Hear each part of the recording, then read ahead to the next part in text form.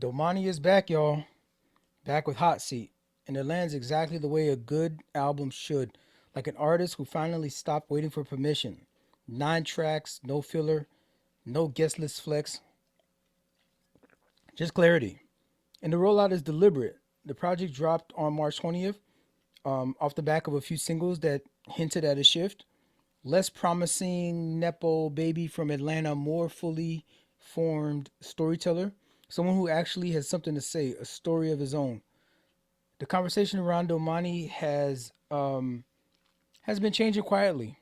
Hot Seat is proof of that. He's still Atlanta, ain't no doubt about that. That's not going anywhere. But this project pushes past the zip code. We're talking leaner bars, more adventurous production, a real willingness to sit in the uncomfortable moments without flinching. Check out his interview with Cam Newton. I don't remember the name of Cam's show, but I'll put a clip right here. Um, and man, I love to see some artists in these long form joints that actually have something to say, that actually have thought about the work that they've been putting in, and the answers to some of these questions. Nothing in there is cookie cutter. Nothing in there is it's not even like media trained. It's like no, he's just being honest and talking like a real human being. I feel like Cam tried to set him up in a couple spots. It's not a malicious kind of setup, but like these questions, like Cam was throwing some typical questions at him here and there that like you would throw at artists to give them like, the alley oop, the lob, the easy lob. But he was giving some really introspective. Like for example, why he doesn't wear jewelry, he doesn't wear logos, right? He's carving his own lane, even though he grew up with that kind of stuff. It's not like he can't afford it, right? And he's giving real interest. This is an artist who's been thinking about the way he wants to move. He's been thinking about his life and his entry into this whole thing intentionally. Damani is carving out his own lane, separate from his father's, building his own legacy without diminishing the one that he comes from. So a little bit about the craft. What's happening here sonically is is deliberate spacing, and the space that allows the lyrics to breathe on here is done intentionally, giving the whole album a confessional, almost one-on-one type of energy.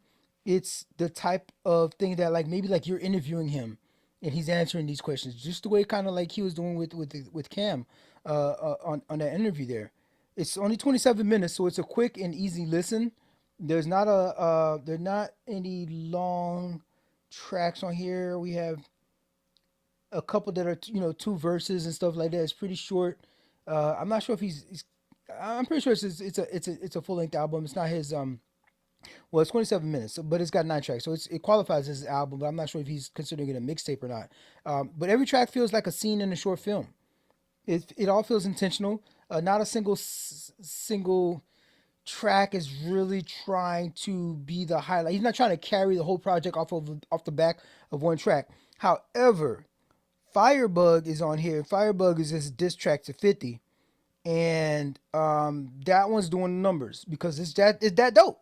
So, but I'm hoping that folks see that track Firebug and it helps them to jump into the project as sort of an entry point because it's in there and it sort of fits. The vibe fits. I'm not sure if no, I think it overall fits. It's not easy to put a diss track. Like I can't see Kendrick having put "Not Like Us" on GNX, but Firebug. When you listen to this whole project, and it's called Hot Seat, you know, he puts 50 on the hot seat there, and he sort of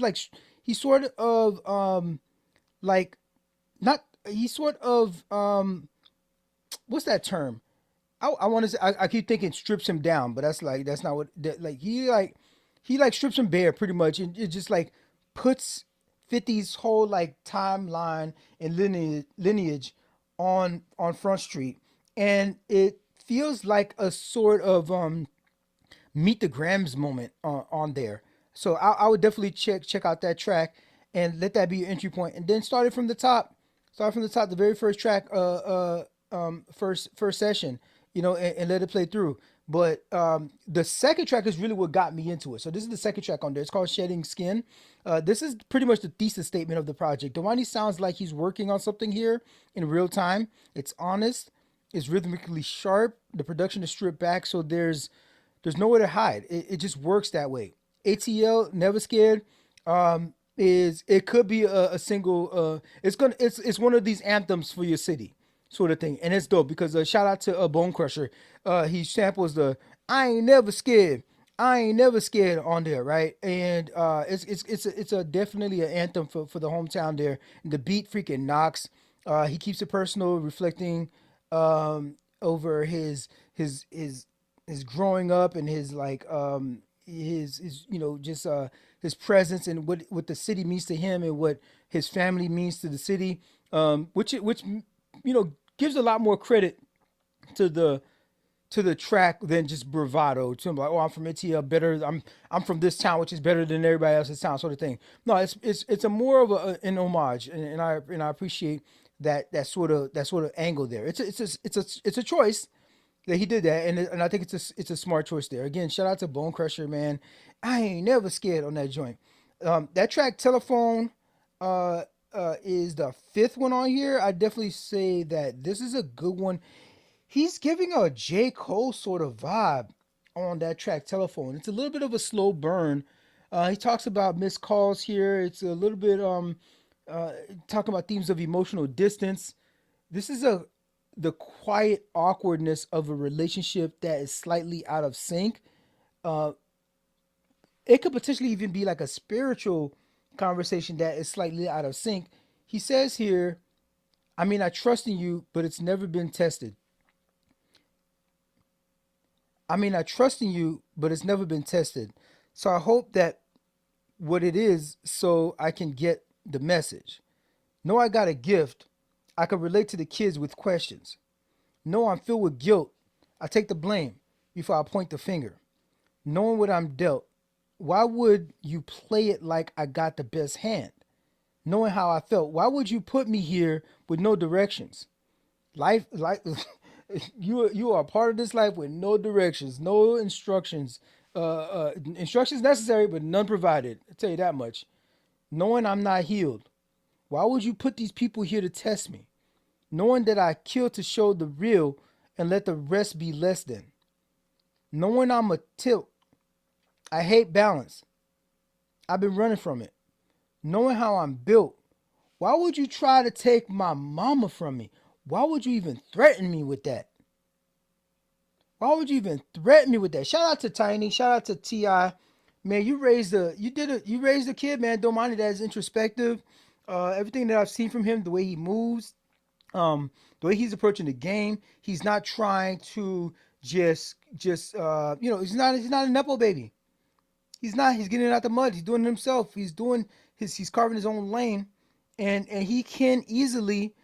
His dad always with the name brand, always with the jewelry and all that kind of stuff. He don't do none of that, right? And not to say that's good or bad, but just to show the evidence of him trying to do his own thing, trying to carve his own lane. Why would you threaten me with that? Trying to take my mom from me? Like unfortunately, dude, everybody's got to go sometime. And long live Tiny, that she didn't, that you still got her in your life. But I just had a buddy who lost his mom, and I lost my mom many years ago. Uh, and one of the things that I want to say to him is like, you know, I'm sorry what you're going through. I know what it's like, but you never really know what it's like. You're not in those person's specific shoes. You can relate, I guess, but it always feels a little bit presumptuous to feel like the level of relationship that they had, it could even have been a bad relationship. And maybe they didn't get a chance to say to get the things off their chest before the person passed, before their moms passed. Or maybe they were super close. Maybe there was a mama's kid or something like that, and they're vulnerable to spiraling because this person was their freaking cornerstone. This person grounded them to reality, and now they're gone. So you can never truly fully relate. You had a mom, they had a mom, your mom is gone, their mom is gone. So you think that like it ain't that simple. It ain't that simple. Um, and Domani was wrestling with this potential happening to him, and and good for them, he didn't have to go through that. But he's questioning God. He's questioning his whole his belief system here. They're like, why would you put me through that? Why would you put me in those existential crisis positions where I have to, like, how am I going to survive without this person? This is the type of message you're getting from Domani. Like, you would think, like, man, shout out to Ti. You did a good job with the kid, man. He's reflective. You did a good job with the. Well, he's a grown man now. He's got a kid of his own. But Ti has always been underrated in his lyricism, in his production, in his music choices. King of the South, indeed. And who gonna test him? When he said that, I mean, right now, he's a elder statesman in the game. But in terms of a cop, in terms of a Godfather of the South, he's Godfather level, right? Am I right? Who's gonna test him? Who's gonna check him? Ain't nobody gonna check Ti. I mean, and to be coming in under that sort of shadow is freaking tough. And Domani is making great decisions here, and I love to see it. Long live Domani, and hope that he, like, stays true to himself, um, and that he keeps this up. One thing that I do want to tap into a little bit. I don't want to give it a little bit of negative energy to this, but this is kind of important. This track here, Firebug, is the highest streaming one on this project, and it is a diss track. Okay, we saw what Kendrick did with his diss tracks with his whole battle with Drake. This is part of hip hop. Jay Z just had this interview where Jay Z's talking about battles to maybe go away from hip hop, but nah, bro, you can't have that. First of all, you got battle rap. That's part of hip hop. And I don't know if he's exactly talking about battle rap, but Jay Z, you talking, you got to clear up your language. But I'm just going to address and say, what you talking about is kind of reckless, because battle rap is a staple of hip hop. We need that. Got to have it. I always talk about who's the number one. I'm the number one MC. Who's the top three? Who's the top whatever? You people conversations every 6 months. We're gonna get somebody put out a list. Either it's Double XL, or if it's Breakfast Club, or whoever else. Somebody's gonna put out a list. You know what I mean? Rap Radar. Top five this, top five that, and whatnot. It's just part of it, right? And so a rapper in a hip hop artist is always gonna, like, have that sort of. They're gonna drop that line somewhere. There ain't nobody better than me, right? So battling is, like, gonna be a part of hip hop, hands down. What Jay Z was, if you want to give it a nuanced take, what Jay Z was talking about is that um the way that the social media is set up now is, like, the tracks. Like, imagine you doing the verses, right?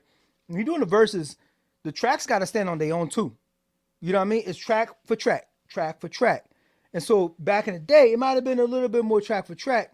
But then low key, like, you had the blog era. Low key, you had the magazines that was even more had an even more full hold in hip hop back then, right? The Source, you know what I mean? And so you had the Source Awards and all these, right? And so um even when BET Music was lit, right? Um so you're gonna have the audience participation always gonna be part of that, right? And so maybe he's a little bit of an old man yelling at clouds kind of sort of thing, but let me let me step back and say this. Forget all that. Not Like Us, the Crazy Numbers, and Kendrick was hot for that. That one of the tracks in that whole back and forth that's very underrated for me. That is the most poignant of everything going back is Meet the Grams. And this track from Domani, Firebug, and this back and forth with 50 Cent and Ti, where 50 is going back and forth with Ti, and then, like, he's posting up Tiny, you know what I mean? And after Tiny, went through this, Domani has something to say. The South has something to say. And Firebug is the Meet the Grams of this back and forth, of this rap beef. Uh, I I don't see it getting anywhere out the booth. So shout out to Joey Badass and all for giving us the example of and daylighting them of how we can do this rap battle, rap beef thing, keep it in the booth, keep it music, right? Um, but Domani has something to say. And this article here, written up at what is it? What is this? This is from Shatter the Standards, which was reviewing this album. But they kind of talk about the. So I'm just read the first couple little bit here to talk about this project. The Ti and 50 Cent feud is the noisiest thing in rap right now. A failed versus battle spiraled into memes of Tiny Harris, 4 diss tracks from Ti, and then his sons getting involved. King Harris dropped drop top wearing a t-shirt. All the tracks was pretty dope. 50 didn't drop anything anyway. Wearing a t-shirt printed with 50's late mother's face. The older brother went further. Domani Harris, 24, Ti's eldest, with LaShawn Thompson, released Firebug, a near 4-minute track sampling Outkast's 2000 hit and addressed directly to 50 Cent's mother, Sabrina Jackson, who died in an apartment fire when Curtis was 8. He followed it with Pussy, interpolating G Unit's I Smell Pussy over a Turbo beat. Shout out Turbo. Both songs sit on hot heat as the 6th and 7th joint, surrounded by material that has nothing to do with 50 Cent. Firebug on paper, one of the more shocking diss records a rapper's kid has put out. Domani, I mean, like, rapper's kid has put out, that's kind of, I don't even know why you write that sentence. How many times has that happened? But okay, fine, whatever. Domani doesn't scream through it. He starts by asking Sabrina Jackson if she's proud of how Curtis has held her family name, and the full calm of that question gives the song its teeth. Cat's got 9 lives. One more will ring the bell, he says, referencing the 9 times 50 was shot, and the line doesn't rush past itself. Lets the math sit. He calls 50 a firebug, connecting him to the fire at his ex-girlfriend's home, and by verse 2, he's calling Curtis illiterate and bringing up Daphne Joy's abuse allegations. Pussy goes harder and sloppier. Turbo's beat, shoving Domani into a faster pocket where he trips over some of his punches. The Eminem bar, what the fuck is this? Is this your man's? It's funny, but the Marquise Child support reference and the Daphne Joy name check carry more weight. Their source, not invented. Miss Jackson is the stronger record, like I was saying, like Meet the Grams. Domani controls his pacing and his fury on it, and the Outkast sample gives the whole thing a ghostly quality that a turbo bounce just can't replicate. Read the rest of that article there. Again, it's shatterthestandards.com. Is hot seat review that they got there for this project. So what does this whole thing feel like? In general, it's compact, it's intentional, it's introspective without turning into a therapy session. Domani is confident on this project without being loud. This is what it sounds like when someone does the internal work. He sounds very much. He sounds like a grown man. I especially appreciate, like, I'm really not a fan of Cam and his interviews, but like, you take somebody like Domani to really take some of those questions, some of those like elementary questions that Cam is putting out there, and turn them into something more existential, something a little bit more thought provoking. So I appreciate him for doing that. Just like, okay, you're gonna give me this scrub to interview me, fine. I'll go ahead and tackle this and give him even deeper response that he's been that he even asked. So I suggest watching it because of that, because he gives great responses, and he has great insight into what's going on in his world and his music making process and everything. The best time I would say to play this joint is when I don't know, maybe at the end of a long day and you're driving through the city, you're driving across town. I don't know if you've been back home or you had some project you're working on the other side of town, but you're by yourself, crack the windows down a little bit, let this thing bump it, in the trunk. You're giving your brain some room to process what you're going through in this season of your life. Hasi is that, sits in that perfect window. This is for those in between hours when your head finally slows down enough for the beat to drop. The bottom line, Domani isn't trying to outshout the playlist era. He's making the case for his own space, quietly, confidently, and the intention shows. Hasid is a young artist growing up in public and navigating it with real mastery.